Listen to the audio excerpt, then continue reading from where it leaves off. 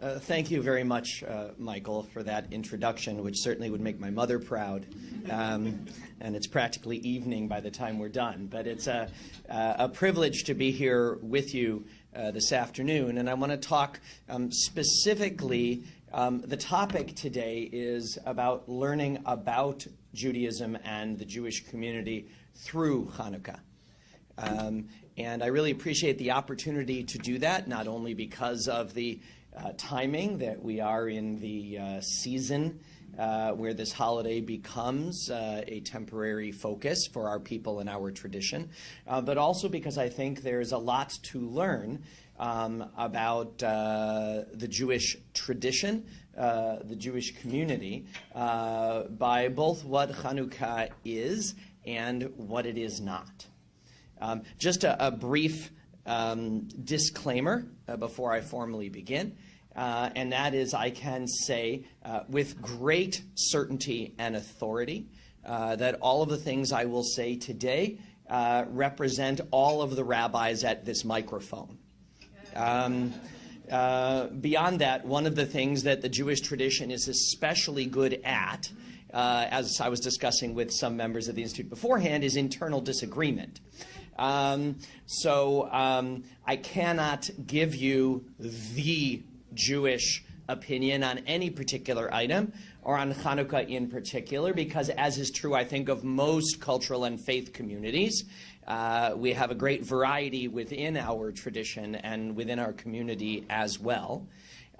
So I want to take some time to talk a little bit now about what Hanukkah is not, what Hanukkah is, and then what hopefully we can learn about Jews and the Jewish community by this brief analysis of this holiday. After which, whatever time it is, right, there's an old joke. What does it mean when the rabbi takes off his watch and puts it on the lectern? And the answer, of course, is absolutely nothing.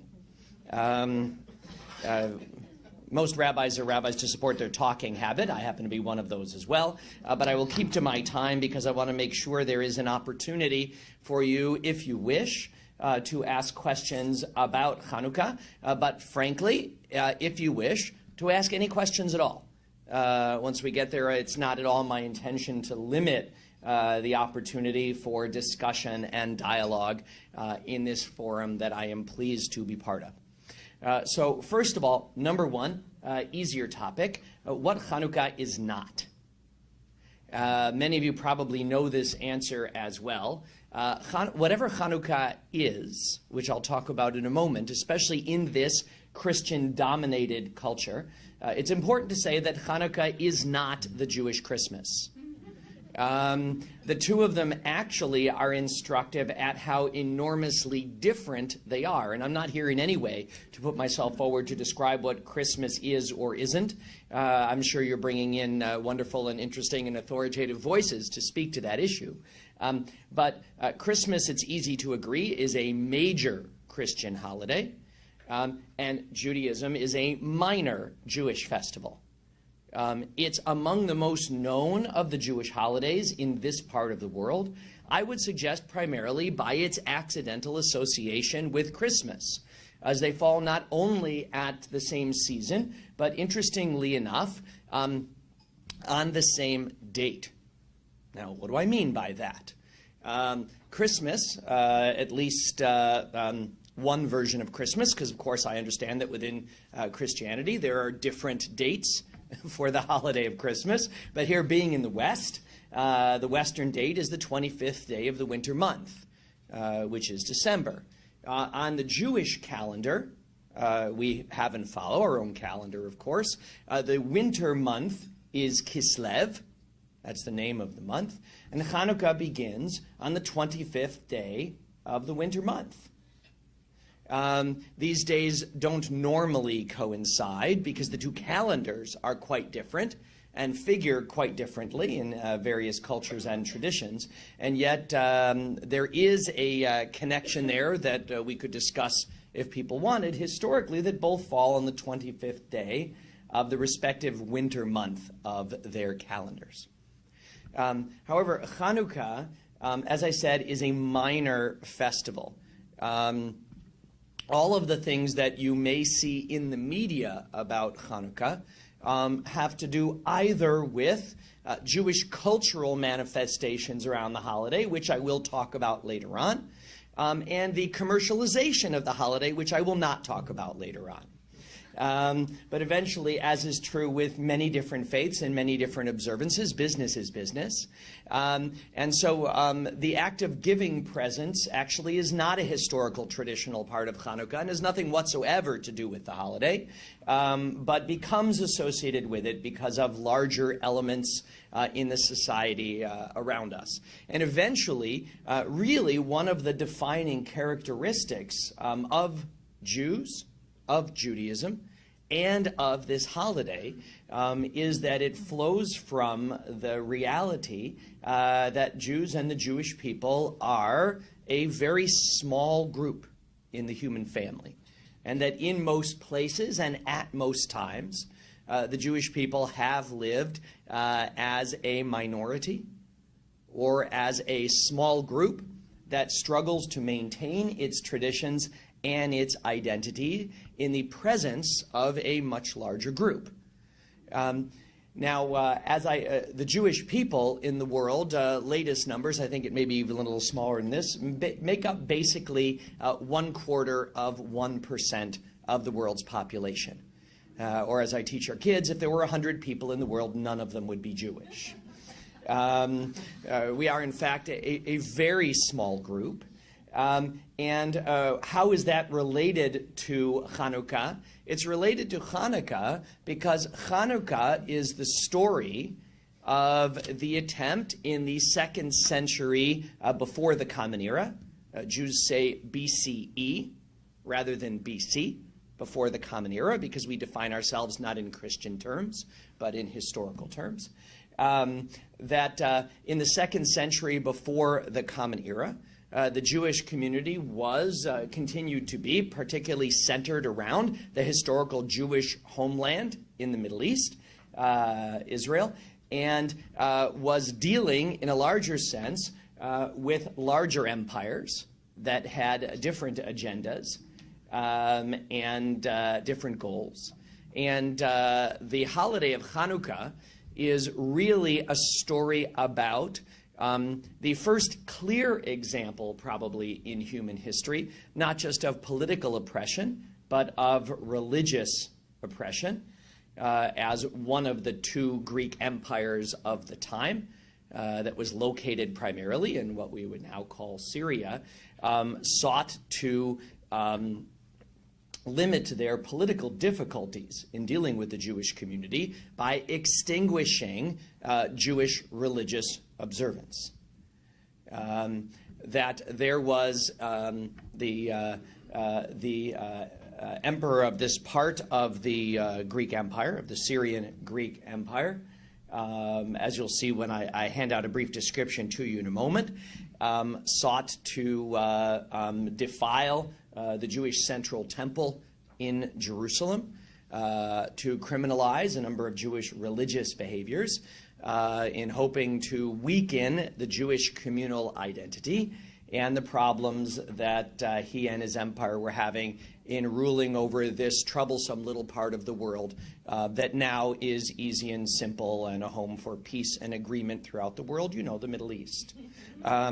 Oh, that's not the case, right.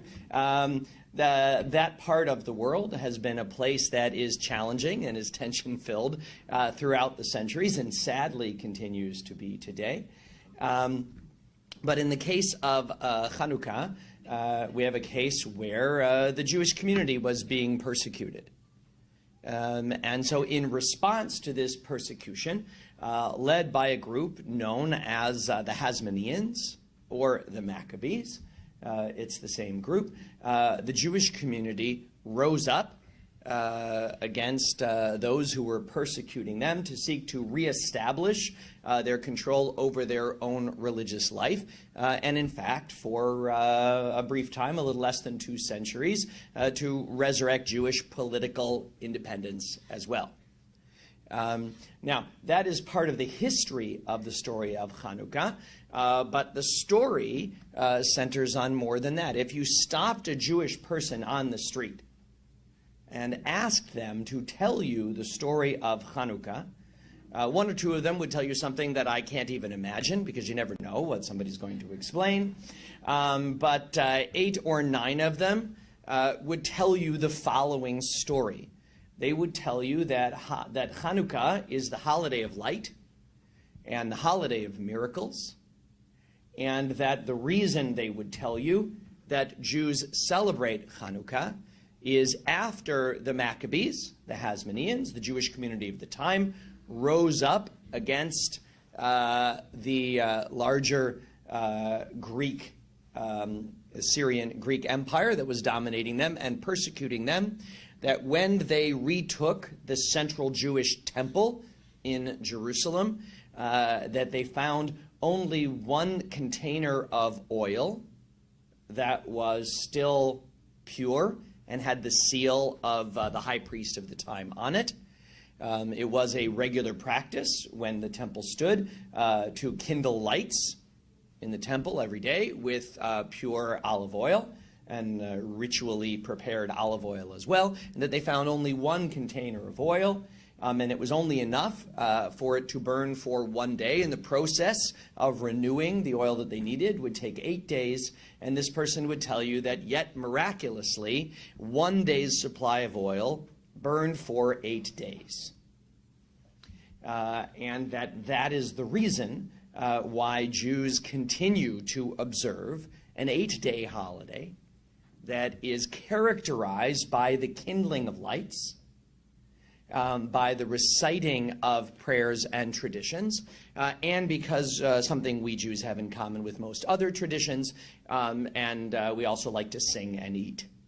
And so there are many traditions, musical and playful, artistic, and culinary, that circle around this religious holiday. That's what people would likely tell you, is that that's what Chanukah is about. Now, I brought with me, I wonder if I might impose on one of my hosts so I don't have to leave the microphone here. There's about enough of these, one for every 2 people or so. There is a prayer that is recited during the Jewish holiday of Hanukkah, during daily services. Traditionally, Jews pray every day, 3 times a day. And during those 8 days of Hanukkah, there is an additional prayer that is recited that I'm providing you here in Hebrew and with the translation. And it's part of a prayer that we say in each of these main Jewish services 3 times a day that gives thanks to God for all of the gifts in our life, as well as blessings, miracles, etc. And I'll read it to you, and you tell me how it fits with the things that I have shared with you about Chanukah so far. It says, "We give thanks for the redeeming wonders and the mighty deeds by which at this season our people was saved in the days of old. In the days of the Hasmoneans, a tyrant arose against our ancestors, determined to make them forget your Torah," that means teaching, "and to turn them away from obedience to your will. But you were at their side in time of trouble. You gave them strength to struggle and to triumph, that they might serve you in freedom. Through the power of your Spirit, the weak defeated the strong, the few prevailed over the many, and the righteous and pure were triumphant. Then your children returned to your house to purify the sanctuary and kindle its lights, and they dedicated these days to give thanks and praise to your great name." So how does that and does that not fit with the brief introduction to Hanukkah that I have provided you so far? Pardon? Pretty good. Okay. Pardon? No lights, no gifts. Yeah, well, there seem to be candles of some kind. There are lights. There are no gifts, right? That a number of the modern the cultural manifestations of Hanukkah and the family manifestations that I'll talk about a little bit that have become central to Jewish practice later were not central in those days. Yes, did you? Yes. I think this may be a little premature in your talk, but how did Dreidels come from, or do you want to talk about that? I will talk about that later when I get to the cultural manifestations of the holiday. Absolutely. But yes. There's nothing about the political issues Yeah, when it comes to the political aspects of it, it merely hints at that story. It says that a tyrant arose against our ancestor, determined to make them forget the tradition. So that's the religious persecution. And then it says that with God's help, we were victorious. So it only somewhat refers to those things. That's true. And can anybody point to where it says in here that there was a miracle in oil that was only enough for 1 day burned for 8 days? No, because it's not here. So it's interesting that the story that is most often repeated about Chanukah and that is described as the central miracle of Chanukah is lacking from the prayer that is recited that acknowledges the day. So one might wonder why that is. I will suggest to you why that is. After the Jewish people retook the temple and rededicated it, and when there was a declaration of this holiday, pretty soon, in historical perspective, we spent the next number of centuries being dominated by the Romans, which is true of so many peoples during that period in that entire region. Now, there are a number of different stories associated with Chanukah. The two primary ones are a small, courageous people who are being denied the right to their own identity rise up against a powerful empire and reassert their right to their own life and their own ideas and their own practices. And the other primary one is a small people experience a miracle where oil burns for a long time, and so they light oil lights to remember that miracle. Now, if you were deciding how to describe your holiday while you were being dominated by the Roman Empire, which explanation would you choose? I'm going to suggest to you that oil story, and I'm not saying it didn't happen, but of course it became the central image of Chanukah. Because its courage would not be a fair description of what it takes to have a yearly, week-long observance of your ability as a small group to throw off the empire that dominates your life while your life is being dominated by the vicious Roman Empire. And so as a result, that story became the primary focus of discussions and practices around Chanukah. But it's clearly in internal Jewish practices that that's not what the holiday is about. What the holiday is about is enormously appropriate for the reason that we're here with IDI today as well.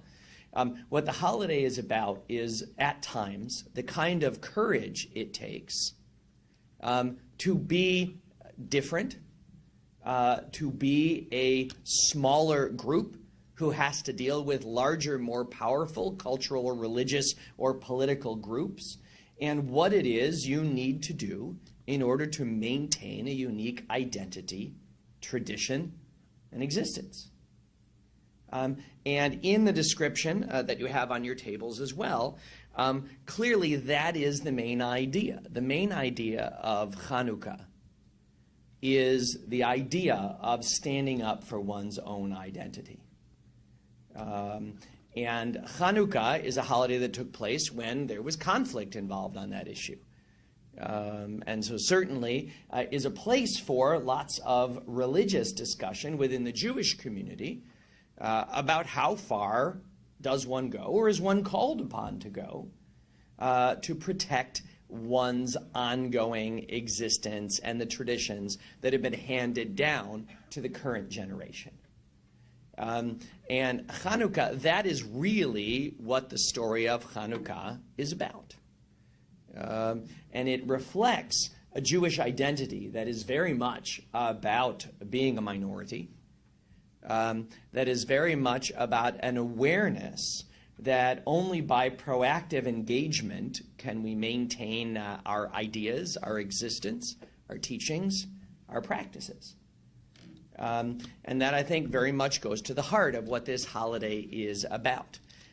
Now, I will suggest that the cultural manifestations, as well as even some of the religious practices around Hanukkah, introduce us to some other essential ways, essential facts about Judaism and essential ways that Jews and Judaism have existed throughout the centuries. Because between the Maccabees and the time that their political independence disappeared, and 1948, almost 2,000 years later, when Jewish political independence appeared again in the world with the beginning of the State of Israel, during that time, there was nowhere in the world where Jewish people were in control of their own larger identity. The Jewish organizational unit became not the nation, but the local community and the family.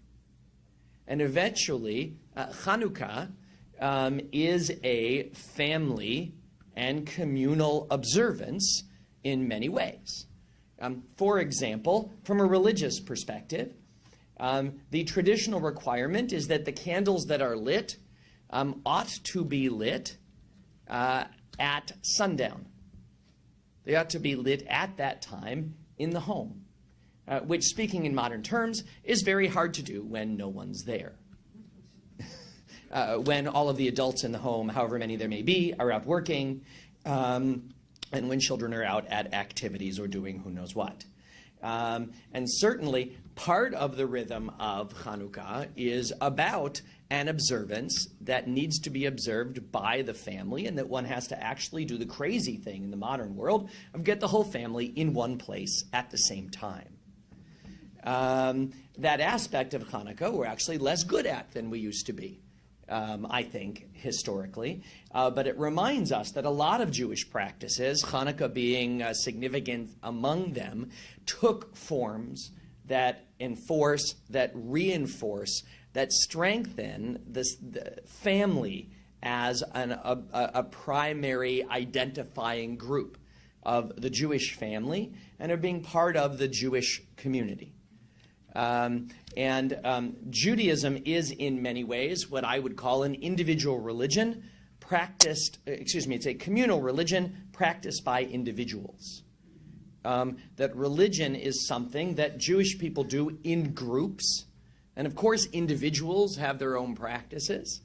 But it's something that brings us together, and in which it takes communal gathering in order to observe our more important holidays. That's really what is necessary. Now, I was asked earlier about Dreidel, so having only so much time, I want to talk a little bit about the cultural manifestations, this being an intercultural institute, that there are a number of different cultural manifestations of this holiday, and the fact that there is variety reminds us of a number of cultural variations among the Jewish population. For example, if you ask one Jewish family what is the stereotypical Jewish food that is eaten on Hanukkah, they will tell you the Yiddish name is latkes, the Hebrew name is lebivot. Those are potato pancakes fried in oil. Now, if you ask another Jewish family what is the primary common food that all Jews use when they observe Hanukkah, they will tell you that, of course, it's jelly donuts, sufganiyot. What do those have in common?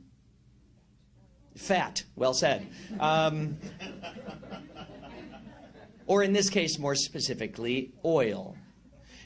Since the story of the holiday that became part of the shaping piece of the culture of the holiday was oil, the foods that are associated with the holiday are foods that are fried in oil.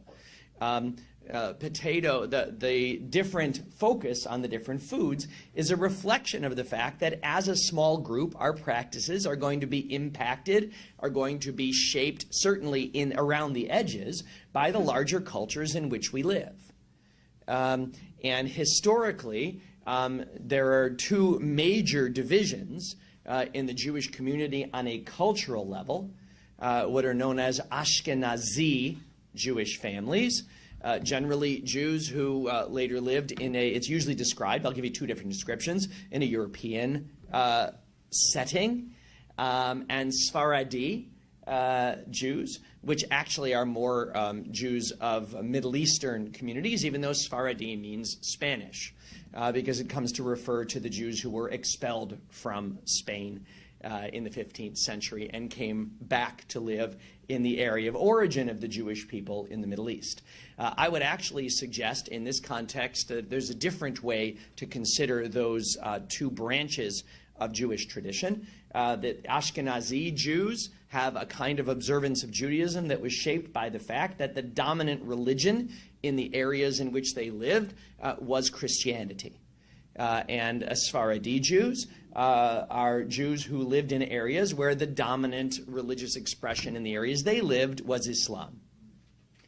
And in fact, I think those distinctions of the larger community with which the minority Jewish community was interacting, it's really that tension, hopefully sometimes creative tension, sometimes difficulty as well, but those relationships really shaped a lot of different cultural aspects. They're not about the basic religious ways that Jews might observe the holiday, but certainly impacted on the way in which people observe the holiday. So you'll hear about people playing Dreidel. A Dreidel is a spinning top. This is a European game that was adapted because the family's together and you want the kids to have a fun time. And so it adapted and became part of the tradition. It was very common in European communities for people to play dice games and spinning top games and the like. But instead of just a game that is about sort of innocent playing with a top, there were 4 letters that you will find on the 4 sides of the dreidel that stand for Nes Gadol Haya Sham when it's in Europe, or Nes Gadol Haya Po when it's in Israel, which means a great miracle happened here. If they're made in Israel, a great miracle happened there. But those letters also refer in Yiddish, because it's a European custom, to the different things one has to do in the game of whether one wins or one loses or one breaks even in one's turn of spinning this top. That is something that is culture. It's associated with Chanukah, but it's not part of the actual observance of the holiday in a religious sense. So what I've talked about a little bit, just to sort of conclude to make sure we have plenty of time for questions, is that there is a couple of basic stories to Hanukkah, and Jews in general are people of history, being impacted by history, but also believing that part of our tradition and our role is being partners with God in history, and that we have a covenant. All of our traditions are understood as part of a brit, a covenant between that asks certain behaviors and loyalties for the Jewish people in our covenant with God. And likewise, that express themselves not merely in that relationship between the divine and the human, but between humans and one another, the realm of culture and community and family. That generally there are 3 different aspects to Jewish tradition when you hear it described as God, Torah, and Israel. Israel is a name that refers to the whole people. I'm not in this case talking about the country of Israel, but to the people of Israel, which is how the Jewish community historically, since even in the Bible last week, in the part of it we read, has described ourselves. And so what I would say in that is Judaism is a mixture of religion, of communal religious behavior, but also of culture and identity. All of these different elements are part of what makes up Jewish observance. And there are, of course, my topic today is not to go through all the major holidays and the different aspects of Jewish tradition, which, as with most of the traditions and faiths that I'm sure will be represented in this, would each be a whole series in themselves rather than just a brief discussion over lunch. But I wanted to take the time today just to introduce a little bit about the holiday of Hanukkah to you, and a little bit of how I think it provides insights and lessons into how Judaism views itself and what the tradition is and how it's practiced. So with that, I'm going to stop briefly for now at least, and thank you for your attention, and take questions that people may have either about Hanukkah or about anything else. Thank you.